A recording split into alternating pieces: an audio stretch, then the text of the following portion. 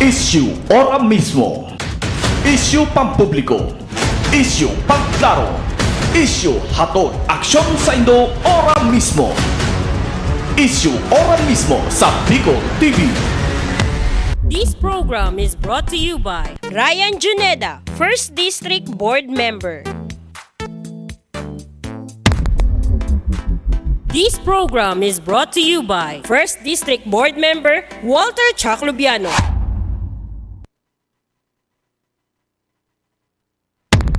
This program is brought to you by Honorable Catlea Morataso, Municipal Mayor Matnog, Sorsogon. This program is brought to you by Gubat Aspirant Municipal Councilors, Architect Bernard Castillo. This program is brought to you by Gubat Aspirant Municipal Councilors, Honorable Norbin Ariola. This program is brought to you by Aspirant City Mayor of Sorsogon, Red Lasay. Para sa gobyerno kan mga tios, Poor is Power. National Chairman, Poor People Power Movement Incorporated. This program is brought to you by Greater Communication Development Institute, Southern Pole Philippine Corporation, Starboard Inn, Blue Bar and Resto, GSA, Gubat St. Anthony and Cooperative, Keeper of Your Trust. Honorable Renalyn May Duca, City Councilor, West District, Sorsogon City. Dermpure Aesthetic and Wellness Center. City Councilor Danny Dilaja, Bacon District.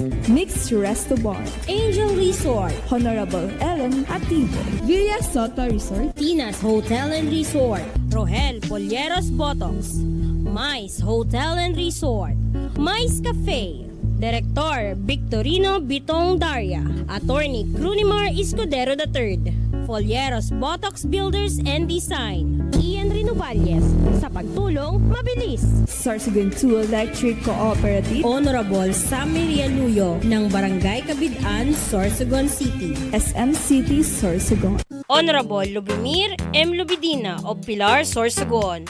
Solis Institute of Technology, Bulan, Sorsogon. Miss R.C. Glipo, former board member, 2nd District, Sorsogon. Honorable Gloria L. Alindugan, Mayor of Huban, Sorsogon. Hershey's Food and Refreshments.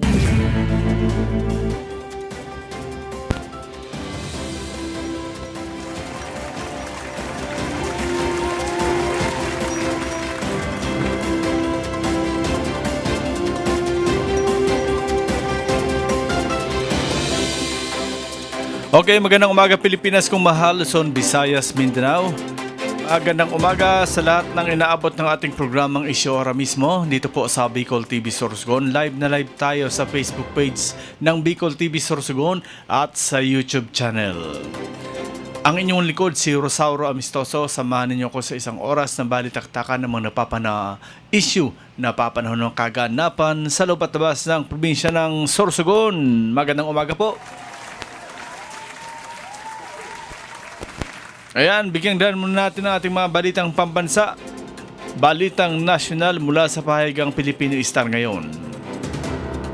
Sa ulo ng mga balita, disbarment case versus BP Sara inihain sa Supreme Court.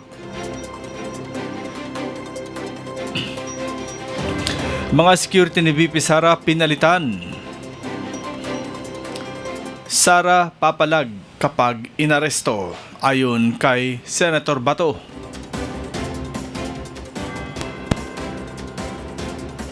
At sulsul ni Duterte sa militar sedisyon, ayon sa DOJ. Narito na mga detalye ng mga balitang pambansa, balitang nasyonal mula sa pahayagang Filipino Star ngayon. Disbarment case versus BP Sara inihain sa Supreme Court. Sa detalye, formal nang sinampahan kahapon ng disbarment case sa Korte Suprema si Presidential Advisor for Poverty Alleviation Secretary Larry Gadon, si Vice President Sara Duterte upang matanggalan ng lisensya bilang abogado. Sa kanyang reklamo, hiniling ni Gadon sa mataas na hukuman na magsagawa ng motu proprio proceeding laban kay Duterte matapos ang mga naging pahayag nito laban sa Pangulo. Matatandaan kamakailan ay inamin mismo ni Duterte sa isang online news conference na may kinausap na siyang tao para patayin sina Marcos, kanyang may bahay na si First Lady Liza Araneta Marcos at House Speaker Martin Romualdez sakaling may pumatay sa kanya. Giit pa niya ito ay totoo at hindi biro lamang. Malauna nilinaw ng Vice President na hindi pagbabanta ang kanyang ginawa at ito ay taken out of logical context lamang. Samantala, nananawagan din si Gadon kay VP Sara na magbitiw na lamang sa pwesto dahil sigurado anya siyang napipinto na rin itong mapatalsik sa pwesto sa pamamagitan ng impeachment.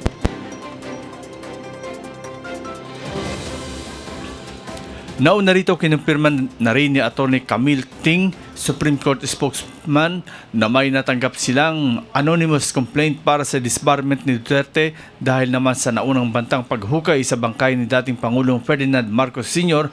at pagtatapon dito sa West Philippine Sea.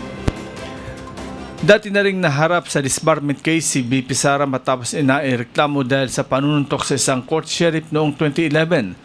Ang naturang kaso ay nakabinbin pa sa mataas na hukuman.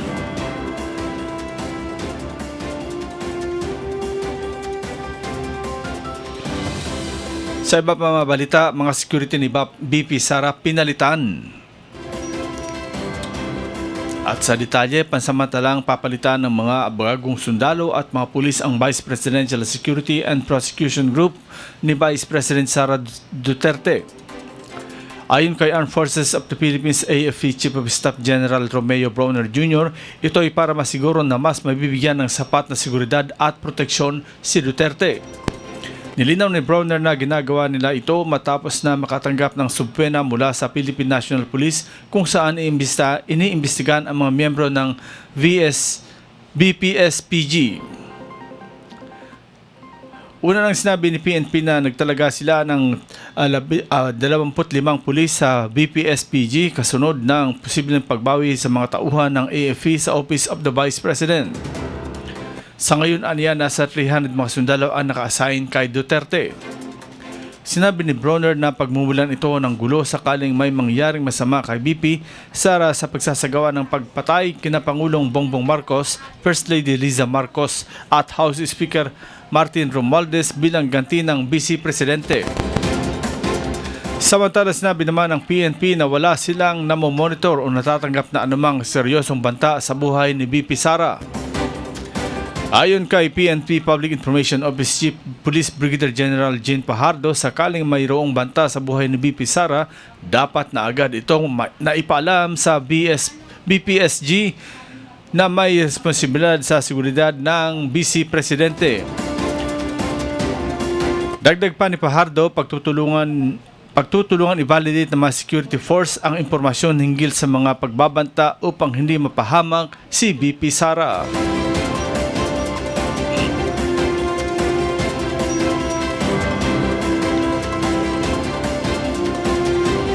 Sa iba pang balitang nasyonal, Sara papalag kapag inaresto ayon kay Senator Bato. At sa detalye, nakatitiyak si Senator Ronaldo Bato de la Rosa na papalag si Vice Presidente Sara Duterte kapag may nagtangka sa kanyang umaresto dahil sa ginawang pagbabanta sa buhay ng Pangulong Ferdinand Marcos Jr., First Lady Liza Marcos at Speaker Martin Romualdez. Napaulat na sinabi ni De La Rosa noong Martes na habang sinasaktan si Duterte ay lalo itong lumalaban. Ipinahiwatig din ni De La Rosa na nakahandang makipagrambulan ang Vice Presidente. Nauna rito, pinadalhan si Duterte ng National Bureau of Investigation ng subpena at pinahaharap sa NBI main office sa Pasay City sa Biyernes, Nobyembre 29 sa ganap na alas 9 ng umaga. Samantala, sa isang press conference ni dating Pangulong Rodrigo Duterte noong Lunes ng gabi, nanawagan ito sa militar at pulisya na makialam at protektahan ang konstitusyon sa gitna ng isang fractured government. Kaugnay sa nasabing panawagan ni Duterte na militia intervention, sinabi ni De La Rosa na ang papel ng militar ay stabilize ang bansa at hindi i-destabilize dahil sila ang tagapagtanggol ng mga mamamayan.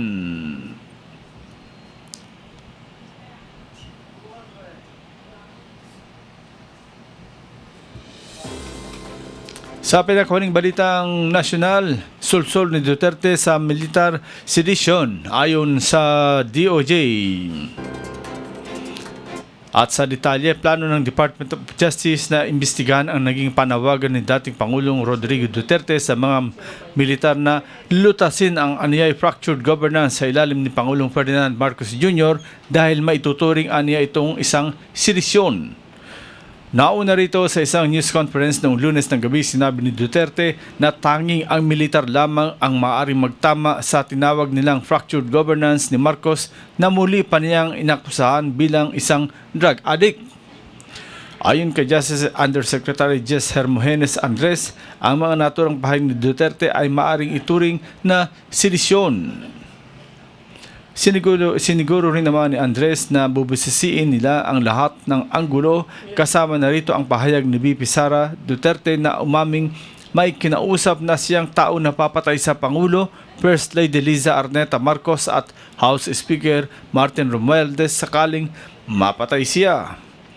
Kaugnay nito, tiniyak din ng DOJ official na nakahanda ang pamahalaan sa anumang mangyayari.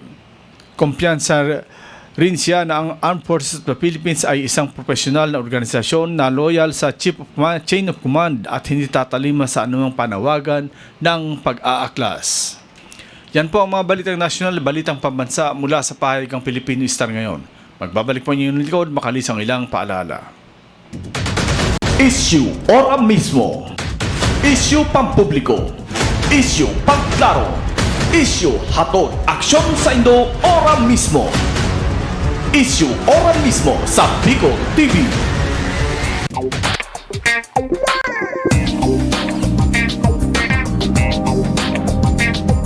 Elevate your staycation as Christina's Hotel and Resort opened its newly renovated private villa designed with an emphasis on comfort and style, making it the perfect choice for family gatherings and even small celebrations. Experience paradise right at your doorstep with their luxurious tropical villas, complete with amenities, free Wi-Fi, air-conditioned rooms, private pools, jacuzzi, and a lot more. They have function rooms for any occasion such as weddings, birthdays, and even seminars. They also have open cottages for day swimming with adult and kiddie pool.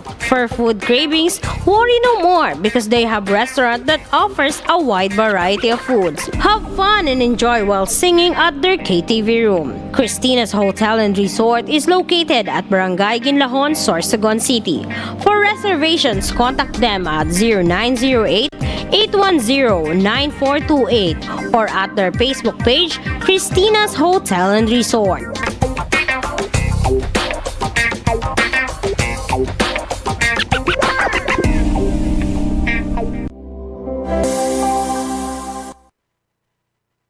Are you in need of compassionate and expert medical care? Look no further than GSAC General Hospital Incorporated, where your health is our priority. GSAC General Hospital Incorporated has a team of dedicated and skilled healthcare professionals committed to delivering the highest quality care to you and your loved ones. GSAC General Hospital Incorporated offers the following services: 24-hour ER services, internal medicine services, pediatric services, OB/GYN services, anesthesia services, ENT services, emergency medical services, X-ray, ECG, and laboratory services, newborn screening services, pharmacy, outpatient services, and state-of-the-art hemodialysis services. GSAC General Hospital Incorporated is also PhilHealth accredited. GSAC General Hospital Incorporated is located at Purok 5, Barangay Road, Balagor, Sorsogon City. For inquiries, you may visit their official Facebook page, GSAC General Hospital Incorporated, or call their cell phone number 0970-311-7306. GSAC General Hospital Incorporated,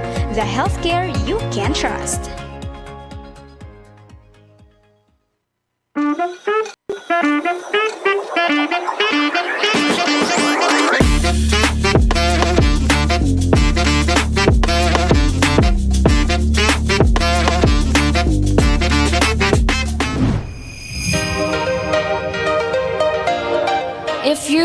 Looking for a place to stay? Come and visit Starboard Inn. They offer a very affordable and budget-friendly rooms for your needs. They have air-conditioned and non-air-conditioned room with television and free Wi-Fi. Starboard Inn, located at the heart of Sorsogon City. So what are you waiting for? Come and visit Starboard Inn located at Alegre Street, Barangay Borabod, Sorsogon City, or visit their Facebook page or contact them at 0928-5549864.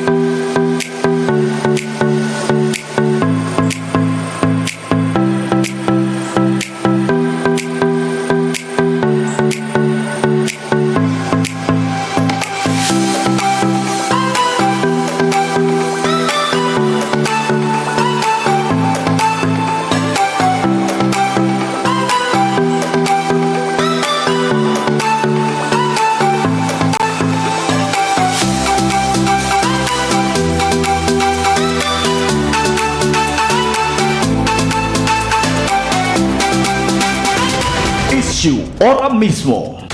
Issue pampubliko. Issue pangklaro. Issue hatod aksyon sa Indo ora mismo. Issue ora mismo sa Bicol TV. Issue ora mismo. Issue pampubliko. Issue pangklaro. Issue hatod aksyon sa Indo ora mismo. Issue ora mismo sa Bicol TV. Okay, balik kita sa yung programang Isyo Ora Mismo ngunyan na aldaw na ining. And siyempre po, sa ngunyan, sabi ko nga ni Presento kahapon, ang programa ini para po sa Gabos. And sa ngunyan po, makakaulit na po ang sa tuyang Provincial Tourism Officer na si Sir Bobby Higantone. Siya rin po kan na ipangako sa Indo, maaraman po sa ngunyan ang mga update kan probinsya. Particular po ang sa ipinalabas po na executive order kan sa tuyang gobernador na si Governor Boboy Amor, manood nga ni po kan pagkansila kan mga activities kuta na para sa Kasanggayahan Festival 2024. Okay, Sir Bobby, good morning po. Sir Sauro, thank you very much po for this opportunity. Thank you for having me po. Opo, Sir Bob, pwede pong maki-on kang camera mo para live po kita na mahiling sa tuyang programa. Hello, sir. Ayan, apo, Sir. Sino po kanina ako, Erin po sa Gabos, tawan tapo ikaw ki honor na makapagbati sa tuyang mga constituentes kan Sorsoganon. Ay, Sir Sao. Thank you very much, Sir Sauro. Opo. Actually po, nandito ako ngayon sa labas ng Capitol para maganda ang signal. Yes Opo. po, just mahay na aga po sa Gabos. Thank you very much po for this opportunity given to us to give some updates para po sa kinigimo po natin hindi ng mga programa, projects, and activities sa provincial government of Sorsogon as far as tourism is concerned. Sir Sauro, limited to that aspect only. Thank you very much. Okay, thank you very much po sir. Kasi po ang the other day nga ni po, ikaw po mismo nag-post kan sa tuyang pinaluwas na executive order kan sa tuyang gobernador para po sa kagabsan, ano po ang laman kay ni executive order ni kan sa tuyang kan sa tuyang gobernador na si Governor Boboy Amor, sir. Yes po, the official statement, tama po yun na in-post po nga ni natin about sa announcement ng cancellation of all remaining events related po sa Kasagayahan Festival 2024. So originally baga po, this was scheduled from October 14 to 28, pero sa dili po inaasahan sa mga sunod-sunod po na mga typhoon. Opo. Kaya po nag-iigwa kita kumbaga postponement and then with finality na po ini. Sir Sauro, for the information of everybody, Yes. na kumbaga canceled na po ang Kasanggayahan Festival na may plano po sana nga ni kita nagibuon ta po na December. Why? Because other recommendations coming from national government agencies, other agencies who's responsible of determining, like for example, kung ano ang mga weather disturbances, kasi alam mo naman, pag December talaga, and then all our events is outdoor activities, Correct. which was organized by the provincial government. Now, siyempre po, on top of everything as to the preparation as event organizer, we are, kumbaga, after for the safety of the general participating contingents. And kaya nga ni po nagresulta ini kang official statement na recommendation coming from the Provincial Disaster Risk Reduction Management Office na talagang the entire December kumbaga maapektuhan na naman kita sa Sanmuran, kung nano-nano pa. Correct. So, Opo. it's not safe. And then sayang na naman ulit kung another investment na naman on the part of the organizing committee. Kaya po, nagkaigwa kita official statement na cancellation with finality na wala na po Kasanggayahan Festival. Opo. And syempre sir, sa sitwasyon na po yan, talagang all heads, also with isang gunang panlalawigan, talagang nag-agree po sa bagay na yan. Opo, kumbaga concerted ng kumbaga ng council. Kasi alam mo naman ang Disaster Risk Management Council is composed of 14 municipality and other national kumbaga government and instrumental na kumbaga nagmahatag key recommendation. And sa ngayon ang status ng province of Sorsogon hindi pa naman lifted yung state of calamity. And there's also kumbaga an instruction coming from the office of the Malacanang signed by the secretary kung manunotaranta na kumbaga the sense of the celebration of Christmas is siguro ko for giving and then for something na operation as for the relief yan cause province of Sorsogon. And as a matter of fact, kita baga ang first na naghatag din sin assistance doon sa Kamsur, and then sa pag-abot na naman po ka super typhoon na nag-abot si Pipito, tayo naman po ang first na province na kumbaga with our sister or province Catanduanes, kita man po ang naghatag sin kumbaga ayuda Yes. na in terms of our available resources na pwede ta pong may humanitarian efforts. Yes nga ni sir, talagang nahiling tapo no the other week kang pinadara ni Governor Boboy Amor ang mga working personnel kang provincial government together with their equipments para makatabang po sa nasalanta ng grabe ang probinsya kang Catanduanes. So far po, ano na po ang development kay ni sir? Well, as to the yung naslamen ko po, because I am not actually the point person Yes. for the relief operation and other kumbaga yung humanitarian extension efforts ng provincial government. Well, nakikita ko naman po na everything was mobilized para po kumbaga kung whatever na pwedeng ma-extend sa satuyan pong brothers and sister outside the province of Sorsogon. But syempre, first and foremost, prioritizing the general welfare of the province of Sorsogon. Kaya po ongoing na sa kanila yung relief operation na hindi naman po pwedeng makalimutan na ang entire province of Sorsogon was affected also.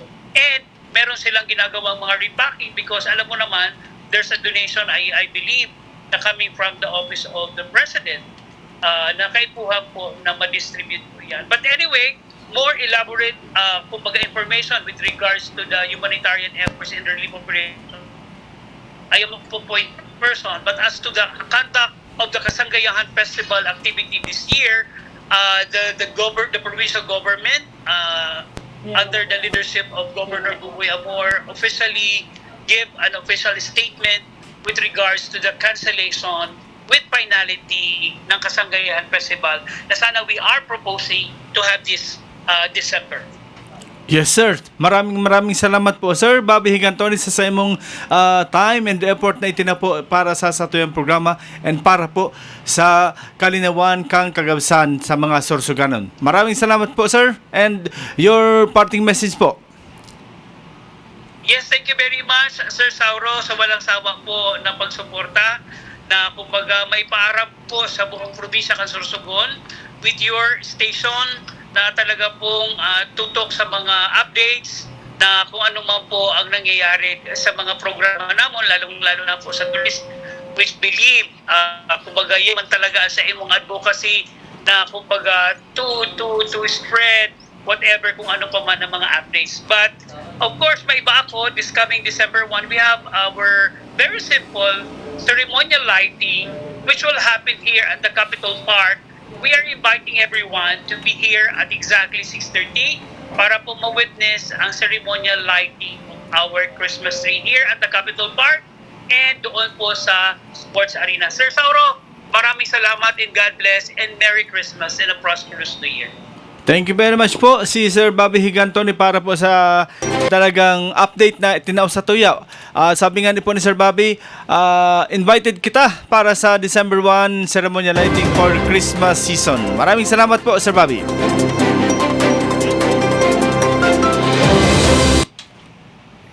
Yan po si Sir Bobby Higantoni, direct from Capitol, na kung saan po tinawan kita ng pagkakataon na sabi nga ni po, update iyan para po sa satuyang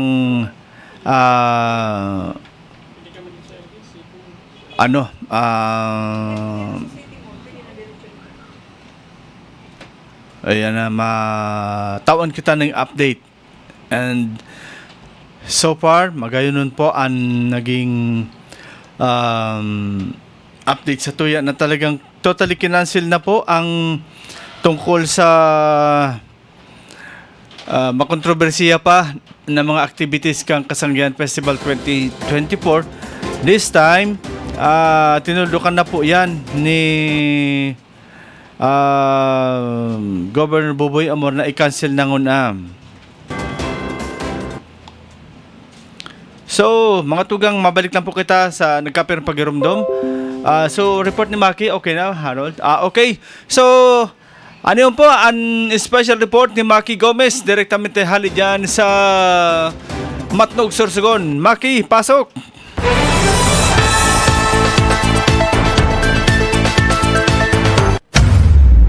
Ang programang ito ay hatid sa inyo ni Ian Rinovalles sa pagtulong mabilis.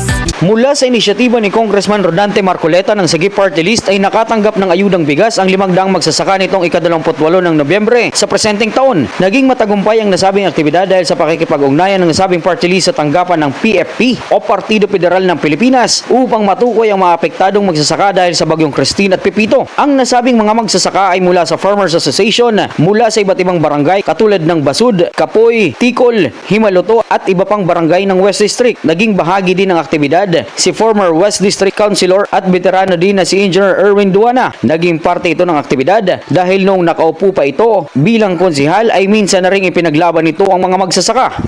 Distribution tabi ito sa bugas na hali sa party list, Attorney Rodante Marcoleta as aspirante bagay niya para sa senador. Niyan, ang regional chairman din San Federal, si Engineer Don Barbercado, Barkada taman, salamat unon ako na naimbita ako. Actually, ayuday na san una na pagbagyo baga San Christine. So medyo na-late lang talaga. Una-una may mga preparation. Dili matulo sa pick-up sa Naga kay anak binagsak sa Naga, dito na pinick up. So nagpigo baga ning mga kautangan sa to dahil gani medyo nataw-tao dahil gani sa damo man ang damage parte sa Kamsur. Adili ang pick up sa nara engineer doon bar. Alam mo na naghanap pag itang masakyan. Nagpreparar. Nabilabili sa mga farmers. Hinulat. Amo ang ginawa.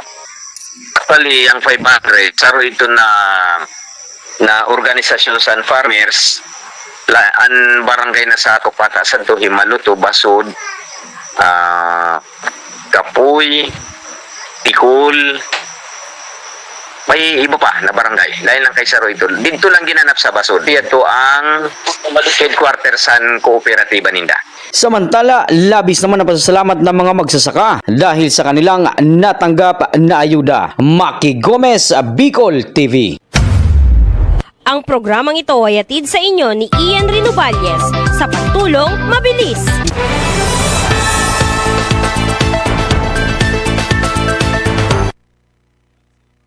Yan si Maki Gomez para sa iyong special report direktamente haling Matnog. Mabuhay ka, Maki. Sabi ninda, mabuhay ka hanggat gusto mo. Yan. Abang-abang po kita sa tuyang sarupang live call na kung saan makakaulita po dyan si hali mismo sa LGU Huban. Hali mismo sa LGU Huban. Makakaulita po dyan. Aha. Huwag nyo lahat. I-connecta. I-connecta po si Ma'am Pines. Okay. May mga issue na dyan sa Huban. Kaya i-connecta lang po muna si Ma'am Pines.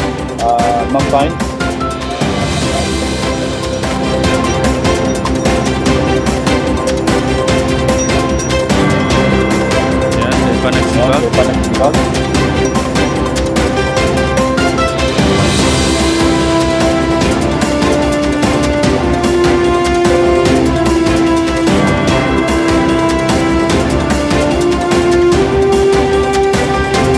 Okay, sa mga paki-open cam video nindo sa mga naka-join degree si Ma'am Pines. Ma'am Pines, saan ka na po? Hello, Ma'am Pines. Ayan, si Ma'am Pines, paki-ayos po ang camera mo, ma'am. Medyo isuot mo lang po. Medyo ihuro-harayo mo po, ma'am, ang camera mo. Yan, so okay. Si Ma'am Pines, direktamente hali dyan sa LGU Huban. Ma'am, good morning. Good morning po. Good morning sa mga taga-susunod. Good morning sa kapuso na ginanood na Bicol TV kay Sir Sal. Good morning Sir Sal. May audio na si Ma'am? Yaon dyan sa iyo. May audio na si Ma'am? Okay. Teka lang, ano? Okay man ang audio naman, digdi. Hello? Maluya. Ayun po. Okay na, ma'am? Okay na ang audio mo? Okay na, Harold? Okay, ma'am. Good morning po. And good morning kay Mayor Gloria Lindogan. Ayun, busy si Mayor. Alam mo naman yan, si Mayor talagang pag may pagkakataon na dumaan sa community, nasa community siya ngayon, mga nasa barangay, may big dumanan na barangay. Okay.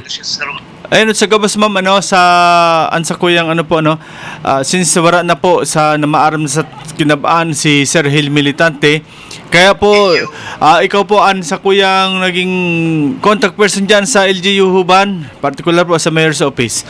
Ayun, sa gabas ma'am, ang gusto ko lang pong klaruhon with the permission of Mayor Glo Alindugan, ito po baga nagluwas na fake 1,000 peso bill na nakasabay duman sa payout.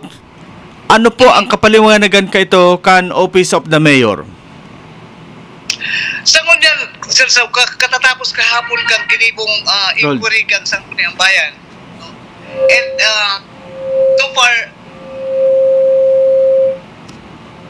bako mas substantial itong information regarding the fake 1,000 peso bill. Opo. Kasi nga parang nauna kaya na-post sa Facebook itong issue bago nagdigdi sa Mayor's Office. In fact, yung nahiling ang Mayor's Office, may manahiling na complainant until yesterday. No?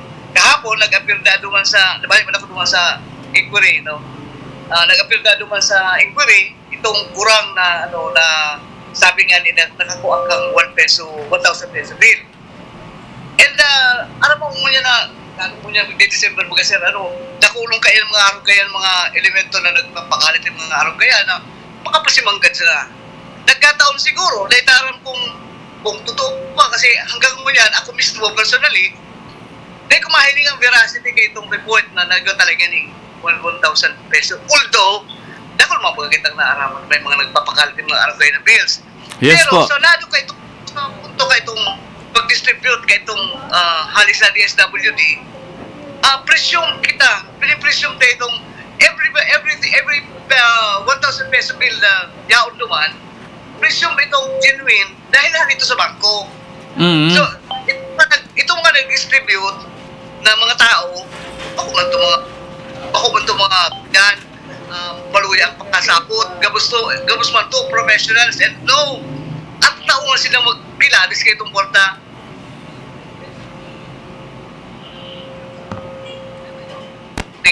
Kumbaga itong empleyado, dahil man niya isusubol sa iyong lamesa o sa iyong empleyo, sa kantidad siya ng 1,000. So parang very responsible report na araw kayo ito na parang nagkakaigwaning masala. Kung naging biktima man itong kurang, posibleng bako ito duman sa halis sa payout kasi parang ang nakabot sa mong report, pagkakuha kang kurang sang kang 3,000 niyang assistant, ayuda na kang sa itong beneficial halis sa senior citizen, nagbakal siya, Then pag uli pa niya duman sa barangay Ninda, nagbakal ulit siya sa tindahan. And ang tindahan ang nagsabi na fake na itong 1,000 kasi parang hinabol pa. Parang ano kayo mga kwento lang. Hinabol itong kurang na uli na ay nangyayari sa ribo mo kaya peke. May kisi na may So kahapon duman itong kurang and may nakapot nangyari kung ano ba talaga? Fake ba talaga ang nakuha mong kwarta? Sabi na, nabisay na. O, fake. Kaya ang nakuha mo, sabi mo na kang kurang pakuman, dahil man na. Parang nagkaigwa lang mga misunderstanding and itong sala ng report na naging malisyoso. Ano kaya nang nangyari ganito sa So, gusto mo sabihin, ma'am, pwedeng ang bagay na ini, pasyado lang pinadakul ang isyu. Iyo, siguro, dahil taram kung, sabi ko nga baka naman ng Sangguniang Bayan, iguaning na pipintong or iguaning pending na resolution or ordinance regarding doon sa mga ganyan fake na kwarta, Pero I doubt kung iba kaya digdi sa local, kasi, sa anti-money laundering ba, iguan na kaya, Opo. Takulon, that is a national issue na, kumbaga, sabi ko siguro nagpa-appointing inquiry ang sa Korea, nag-committee meeting dahil may napipintong revision kan sa ilang ordinance regarding that matter. Pero sa decorum yan kung anong sa ilang bottom line kay itong inquiry na ginipong tayan sa Sangguniang Bayan itong araw kayo na But, ma'am, ang dapat ko lang po, puon kang magluwas ito na issue na ito, dahil man lang po nagpahiling dyan sa mayor's office ang sasabing gurang na nabiktima kay itong fake na 1,000 peso bill? Dahil po. Actually, nahiling mo lang nga nitong complaint diba sa Facebook. Oo. Kaya sa point ko, ako kaya dahil man ako basta-basta naniniwala kayong mga post-post dyan sa Facebook. Isip mo baga, ngunyan ng social media, masyadong gamit na gamit, no? Opo. So, pwedeng gamit doon sa bakong baray. Pero ma'am, Definite. ang pigisip lang po, di ba po ang nag-payout is the MSWDO?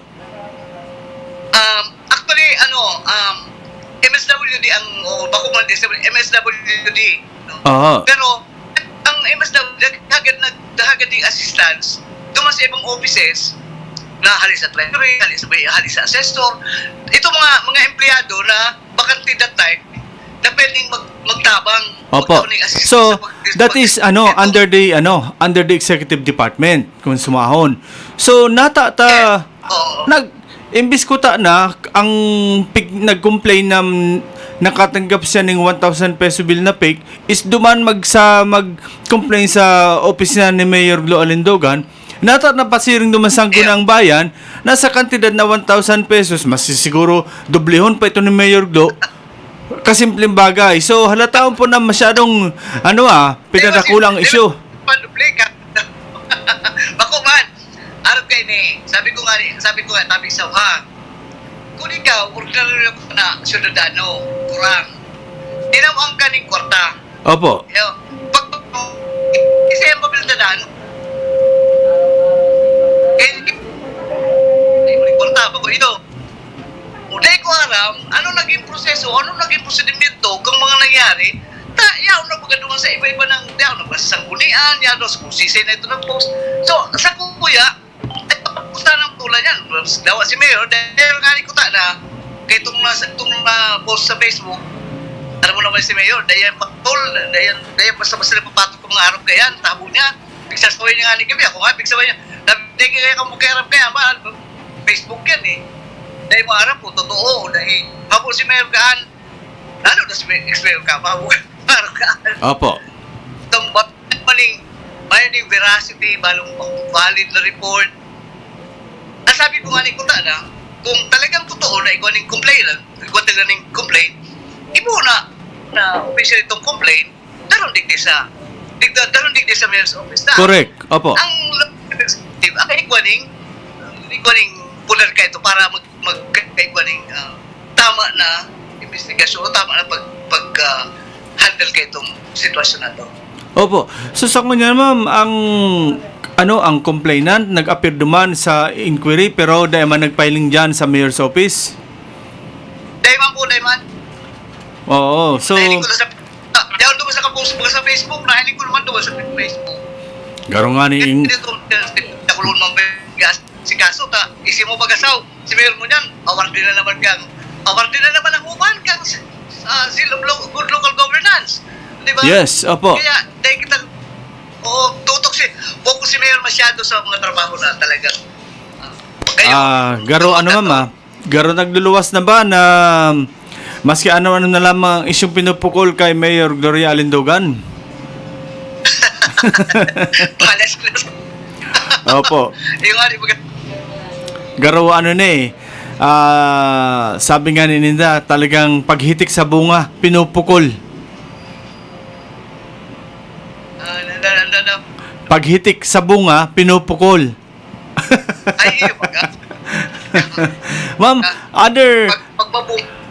other things na pigtututukan ko niyan, kang probinsya, yan nga ni na daing habas na pagkwari dyan sa nagkapirang barangay sa Huban. So despite na may executive order na si Governor Boboy Amor na i-stop ini, pero pag sabi daada man dyan nagpupundo ang kwari sa sarong barangay. We're looking into that alam ko sa opisina ni Mayor, si Mayor mismo inihiling yung aspeto na yan, talagang ma-implement itong lalo na itong executive order sigo, no? na talagang kaipuhan ma-implement ito. Ta syempre baga ayaw kami sa Banuang Uban, no. And most likely, no, nag-i-invite si Mayor ni meet with barangays, no, na involved. Then ang plano is talagang iligon, and kung may need for the deputize ang barangay or i-activate ang bantay kalikasan, no, kung kailangan i-activate dyan, pero may need naman talaga i-activate. So yun ang mga inipintong na dapat ibuhon, no. Opo, ma'am, kasi garo on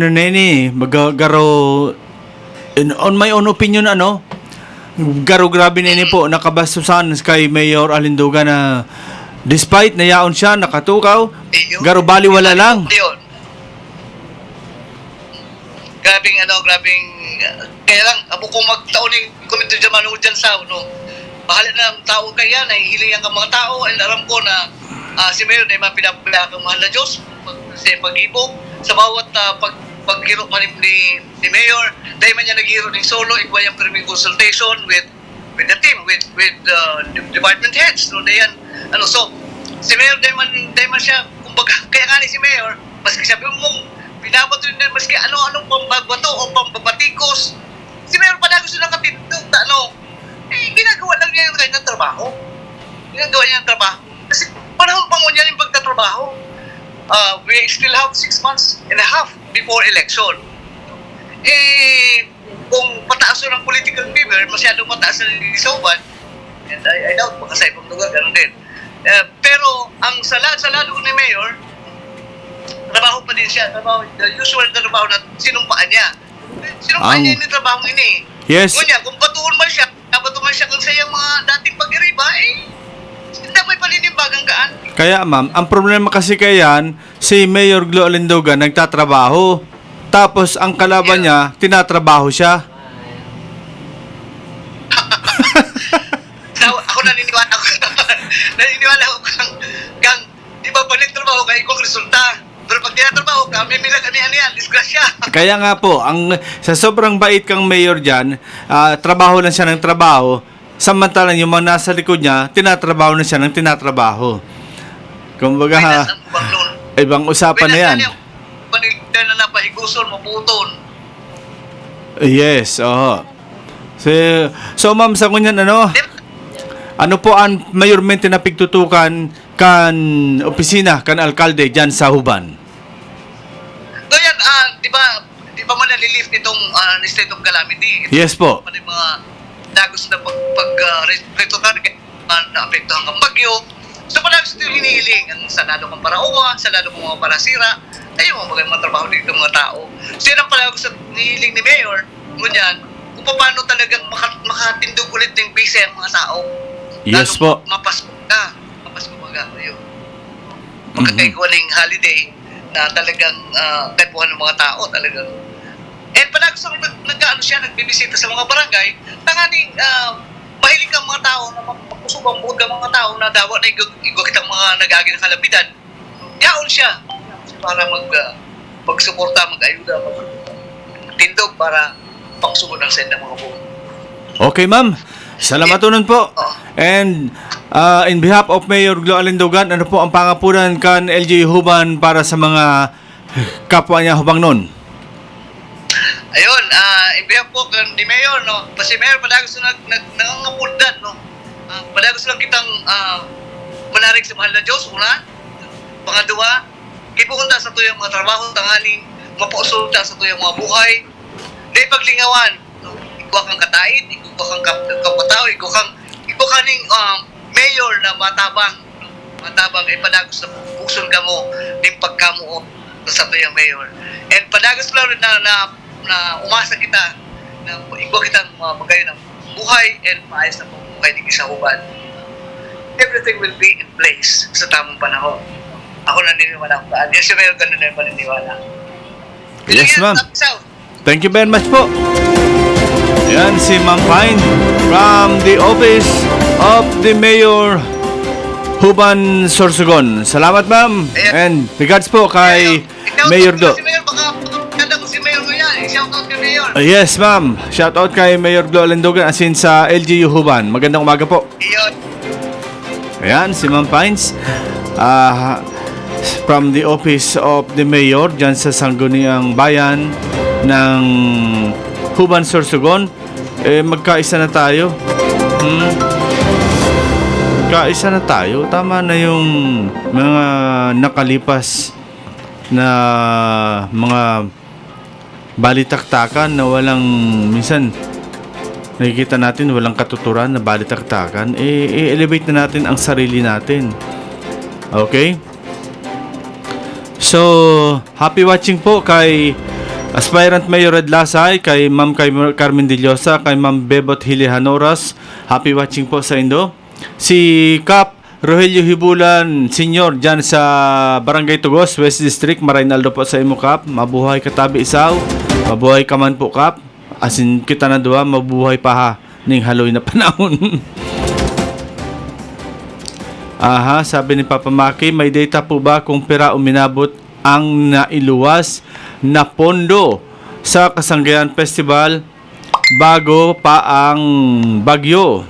Okay, Papa Maki, siguro ang hapot mo na yan. Ihapot na yan sa pagdating ng tamang panahon. Yan. Mahirap na magkamali. So, yan mga tugang sa tuyang programa sa ngunyan. Enot sa gabos. Salamat kay Sir Bobby Higantones sa pagpaunlak sa tuyang entrevista. Also kay Ma'am Pines Dairy dyan sa LGU Huban. Maraming salamat po. Kasi nagtatapos ang sa tuyang programang Isyo Ora mismo. Ang Webes na edisyon sa aga, abangan ang programang Fight Sana with Cap Arles Sanaban of Barangay Pamurayan. Sa ngaran kan bilig ni staff kan Bicol TV Sorsogon, happy watching ma'am kay Ma'am Charito Escudero na mapo naman po kasi ang programang Usapang Kalusugan sa aga po sa Sabado at 12 noon. So sa gabos po, Marinaldo po, asin Diyos mabalos sa padagos nitong pag-antabay sa mga programa kan Bicol TV Sorsogon. Marinaldo po, asin Diyos mabalos, probinsya ng Sorsogon. Mismo. Isyu pampubliko. Isyu pangklaro. Isyu hatod aksyon sa Indo ora mismo. Isyu ora mismo sa Bicol TV.